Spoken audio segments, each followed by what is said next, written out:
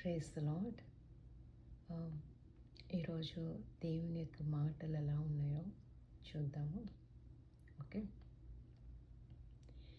దేవుని యొక్క మాటలు మట్టి మూసలో 7 మార్లు కరిగి వెండి అంత పవిత్రములుగా ఉన్నవి. కీర్తనలు 12వ అధ్యాయము 6వ వచనం. యెహోవా వాక్కు నిర్మలమైనది అని కీర్తనలు 18వ అధ్యాయము 30వ వచనంలో మనం చూస్తున్నాము. ఓకే, నెక్స్ట్, యెహోవా ప్రమాణము చేసి ఉన్నాడు, ఆయన మాట తప్పనివాడు. ఇదే మాట మనం కీర్తన గ్రంథంలో 3 చోట్ల మనం చూస్తాము. ఓకే, ఫస్ట్ ఎక్కడ చూస్తామంటే కీర్తనలు 110వ అధ్యాయము 4వ వచనంలో చూస్తున్నాము. నెక్స్ట్ కీర్తనలు 132వ అధ్యాయము 12వ వచనంలో చూస్తున్నాము. నెక్స్ట్ కీర్తనలు 146వ అధ్యాయము 6వ వచనంలో మనం చూస్తున్నాము.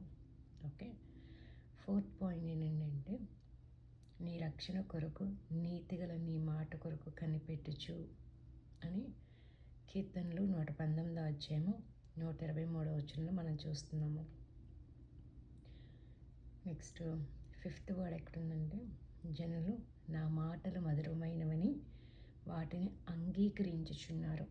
కీర్తనలు 141వ అధ్యాయము 6వ వచనంలో ఉంది. ఆయన మాట ఎలా ఉందంటే మధురమైనది.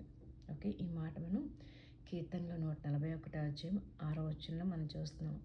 నెక్స్ట్ 6వ పాయింట్గా ఆయన మాట మిక్కిలి స్వచ్ఛమైనదని కీర్తనలు 119వ అధ్యాయము 140వ వచనంలో మనం చూస్తున్నాము. 7వ పాయింట్, అసలు ఆయన స్వరం ఎలా ఉందంటే యెహోవా స్వరము బలమైనది, యెహోవా స్వరము ప్రభావం కలిగిందని కీర్తనలు 29వ అధ్యాయం 4వ వచనంలో చూస్తున్నాము. దేవునికి మహిమ కలుగును గాక.